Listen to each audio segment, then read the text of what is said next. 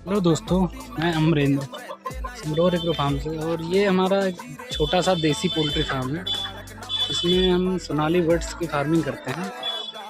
और देख सकते हैं इसमें हमारे मुर्गे और मुर्गियाँ दोनों हैं जो कि तैयार हैं। ये हमारे 4 महीने की बर्ड्स हैं। और इसके साथ ही हम बगल में हमारा पॉन्ड भी है जिसमें हम फिश फार्मिंग करते हैं। ये हमारा इंटीग्रेटेड फार्मिंग सेटअप है, इसमें हम फार्मिंग करते हैं।